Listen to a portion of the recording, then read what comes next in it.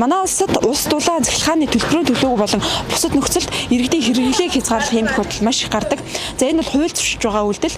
Энэ тохиолдолд иргэд бол зөрчлийн тухай хуулийн дагуу гомдол мэдүүлэх бүрэн боломжтой байдаг. За хуульд зааснаар бол байгалийн давагдшгүй хүчин зүйл болон зайлшгүй тохиолдол гарсан гэмтлээс бусад тохиолдолд айл өрхүүдийн улс дулаан захиргааныг хязгаарлахыг хориглоно гэж заасан байдаг. За орон сууцны контороос бол дур мэдэн айлуудын улс дулааныг хязгаарласан тохиолдолд бол иргэд бол зөрчлийн тухай хуульд заасны дагуу гомдол мэдүүлэх бүрэн боломжтой. Тухайлбал бид одоо Баян Монгол хороол дээр ирсэн байна. Баян Монгол хорооллын үед хэрэглэгчтэй одоо өмнө нь урьдчилан мэдэгдэлгүйгээр дур мэдэн усыг нь хаасан ийм тохиолдол гарсан байгаа юм. За иймд бид ямар хууль журамд заасан ямар зүйл заалтын дагуу айлуудын ус дулааныг хязгаарласан талаар тодруулъя. Зохицуулах манайхыг юу гэдэг вэ гэхээр танайх айл өрхийнхөө юг төлөлтийг анхаарахгүй байна, хянахгүй байна.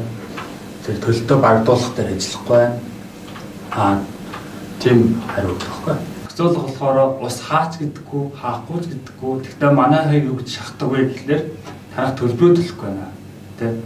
Одоо жишээ нь манайх оршин суугчдаа сураад яваад цаашаа юу руугаа төлж байгаа байхгүй. Зохицуул Улаанбаатар дулаан руугаа эсвэл ус руугаа төлж байгаа. Тэдний манайх дээр ямар шаардлага тавьдаг вэ гэхлээр тань төлж чинь муу байна, бага байна, одоо урсахгүй байна тий.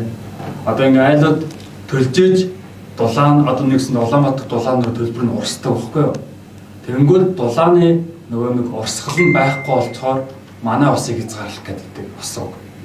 Дулаан болохоор манай дээр алдан шууд тооцдог.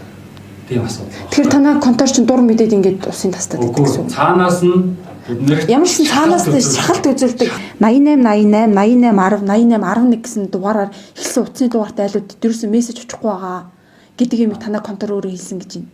Яагаад тийм энэ ингэсэн юм бэ? Манайх мессеж про гэдэг үйлчлэл ашигладаг байхгүй. Колпро компани. Тэнгүүд өмнө нь бол яг өмнөх жил мэлүүд бол 8811-т 9911-т доороо руу мессеж хамаагүй төлбөртэй мессеж явдаг гэсэн. Сүүлийн үед мессеж явах очихон байцсан. Тэгээд манайх ингээд ийм дугаарууд руу ингээд мессеж очихгүй байна. Ямар ч хэрэгтэй бэ гэхлээр 8811-т 9911-т дугаарууд маань хүсэлтээ өгөөд ер нь манайхаас ингэж тэг ямар нэгэн гаднаас ийм сурчлагын ч юм уу тийм мессеж юм ирүүлээ боловлцсан гэдэг чинь. Хоёрдугаарт угаасаа хуулиараа ингэж контороо сөөхөөс ус ингэж хязгаарлаж болдгүй юм байна гэдэг зүйлийг яриад байгаа байхгүй. Хуулиндаа ингэж заасан байгаа юм. Хэрвээ энэ оршин суугч чи хэрвээ энэ залтыг мэдээд одоо танаа дээр ирээд гомдол гарвал танаа дээр зөрчлийн тухай хуулиар өөрсдөн дээр чи ингэж гомдол мэдүүлэх ирэх юм бэ гэдэг зүйлийг яриад байгаа юм. Аж ахуйн харилцааны дүрм гэж үгүй. Тэр дүрмэн дээр ус тасдаж болно гэж бичсэн мэт юм. Тэн дээрээ болохоор тиймэрхүү агуулгатай юм. 3 сараас дээш төлбөр төлөөгүй нөхцөл хэрэглэгчийн усыг хязгаарлана гэсэн байгаа байцаагч. Хаана тэгж бичсэн Монгол? Тэр нөгөө аж ахуйн тусгай шүүжээд ирэх үүрэг гэдэг. Ирэх үүрэг. Хуулиас давсан ирэх үүрэг гэж бах дүрм журам гэж. Байгаа.